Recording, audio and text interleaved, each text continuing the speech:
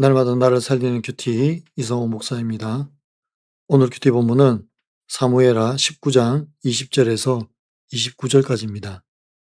주의 말씀으로 하루를 시작하게 하시니 감사합니다. 오늘도 주의 말씀과 동행하는 한 날이 되기를 소원합니다. 말씀해 주시옵소서. 듣겠습니다.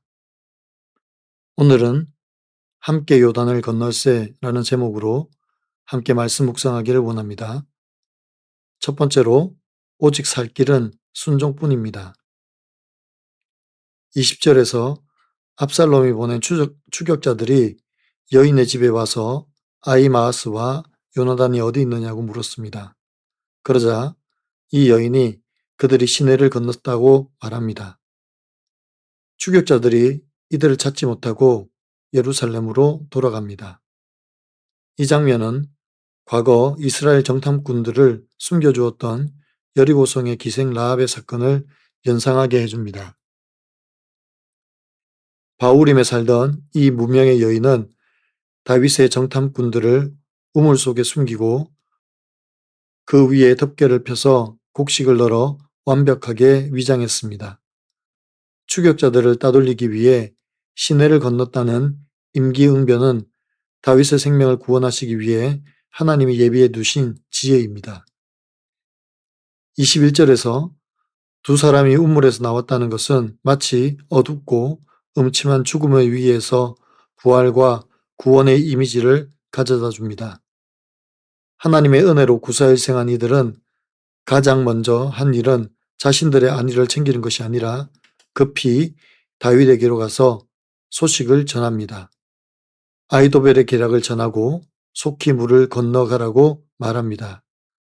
그리고 22절에서 다윗이 일어나 모든 백성과 함께 요단을 건넙니다. 새벽까지 건너지 못한 사람이 한 사람도 없었습니다. 다윗은 머뭇거리지 않았습니다. 상황과 형편을 핑계대지 않고 하나님의 경고에 즉각적으로 순종했습니다. 이렇듯 위기 속에서도 하나님은 자기 백성들을 구원해 주십니다. 그래서 우리가 전적으로 의지해야 할 대상은 사람이 아니라 하나님입니다. 또한 하나님은 이 위기를 헤쳐나가려고 할 때에 함께하는 백성들을 붙여주셨습니다. 위기의 순간일수록 공동체가 연합하는 것이 중요합니다. 적용해 보세요. 나는 하나님의 완전한 구원을 믿습니까? 한 사람도 잃지 않으시는 하나님만을 신뢰합니까? 두 번째로 우리의 고난과 수고를 기억해 주십니다. 23절에서 아히도벨이 자기의 계략이 시행되지 못함을 보고 집으로 돌아가 스스로 목매어 죽었습니다. 그러면 왜 아히도벨이 스스로 죽었을까요? 아히도벨은 다윗의 오랜 모사였으나 다윗을 배신하고 압살롬의 편에 섰습니다. 그는 자신이 압살롬을 왕으로 만들어준 1등 공신이므로 당연히 새로운 왕정의 최고 권력자가 될 줄 믿었습니다. 하지만 압살롬은 결정적인 순간에 자신의 말 대신 후세의 말을 듣습니다. 아히도벨은 압살롬이라는 인물의 어리석음과 변덕을 보며 깊은 환멸과 인간적인 절망감에 사로잡혔을 것입니다. 그리고 자기 계략이 실패했음을 알고 후에 다윗이 돌아왔을 때 자신과 자신의 가문이 멸절당할 것을 생각했을 것입니다. 24절과 25절에서 도망한 다윗은 마하나임에 이르렀고 추격하던 압살롬의 군대는 요단을 건넜습니다. 그리고 압살롬은 요압을 대신하여 아마사를 군 지휘관으로 삼았습니다. 본격적인 전쟁을 위해서 그들은 길랏 땅에 진을 쳤습니다. 한편 27절 이하에서 다윗은 마하나임에 도착했을 때 생각지도 못한 세 사람의 구원의 손길을 봅니다.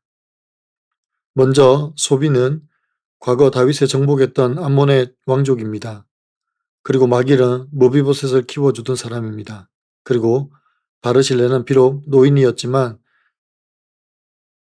자신의 목숨을 걸고 다윗을 피신시키며 지지하고 도왔습니다. 이들이 다윗을 위하여 침상과 먹을 곡식들을 가져와서 다윗뿐만 아니라 함께한 백성들까지 먹게 합니다. 심지어 이들의 마음을 성경은 이렇게 표현하고 있습니다. 이는 그들 생각에 들에서 시장하고 고나고 목마르겠다 함이더라. 다윗의 일행의 피로와 수고를 알아봐주고 채워주는 섬김의 모습입니다. 우리도 고난의 광야를 지나고 수고의 강을 건널 때가 있습니다. 그럼에도 불구하고 하나님은 우리의 이 피로를 알아주십니다.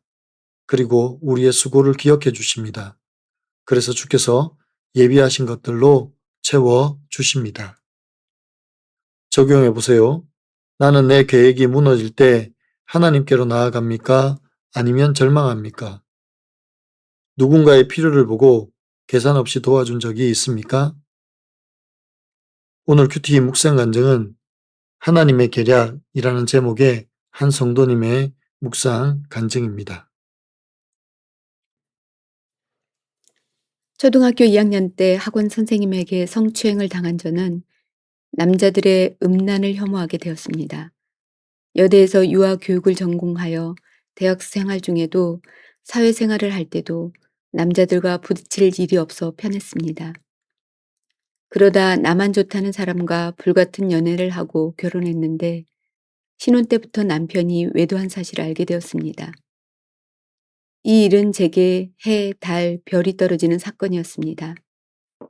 하지만 이후에도 남편의 바람은 계속되었고 폭력을 쓰기도 했습니다. 게다가 딸의 소아암에 이어 저도 유방암에 걸려 투병해야 했습니다. 이렇게 저는 숱한 고난을 겪으며 교만을 회개했기에 믿음이 성장했다고 여겼습니다. 그런데 얼마 전 남편이 채팅을 통해 알게 된 여자들과 만난 일이 드러났습니다. 제가 끊으라고 몇 번씩 말해도 만남을 반복하니 마음이 크게 요동쳤습니다. 하나님은 그런 제게 다윗의 구원 여정에 동참한 백성과 같은 공동체 지체들을 붙여주셔서 저희 가정을 위해 기도하게 하시고 제가 남편을 어떻게 대해야 하는지 지혜를 주셨습니다. 그러자 남편은 며칠 뒤 교회 소그룹 모임에서 외도를 고백했고 그 다음날 저와 함께 신경정신과에 가서 진료를 받았습니다. 사탄이 저를 넘어뜨리려고 반복하는 가장 효과적인 계략은 남편의 외도입니다. 이것이 아이도벨의 계략처럼 시행되지 못하게 하려면 다윗이 백성과 함께 요단을 건너듯 공동체와 함께 가야 함을 절감합니다. 이름 모를 여인 아히마스와 요나단, 소비, 마길, 바르실과 같은 지체들의 도움과 섬김으로 때마다 위기를 넘기게 하시는 하나님께 감사드립니다. 같은 사건을 반복해서 주시는 주님의 뜻을 묵상하고 회개의 영이 임해 저 때문에 수고하는 남편을 위해 깨어 기도하길 소망합니다. 저의 적용은 남편의 조울증에 대해 더 공부하고 큐티와 예배 시간에 남편을 위해 기도하겠습니다.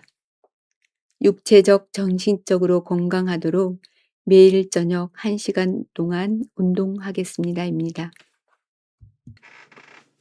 사랑하는 성도 여러분, 하나님은 우리를 세속적 위기 속에서 건져주십니다. 마치 라합과 같은 여인이나 혹은 오늘 정탐꾼을 우물에 숨겨둔 여인들을 우리에게 붙여주십니다. 그리고 이 구원을 통하여 우리로 하여금 순종케 하십니다. 그래서 우리의 살 길은 오직 순종뿐인 것입니다.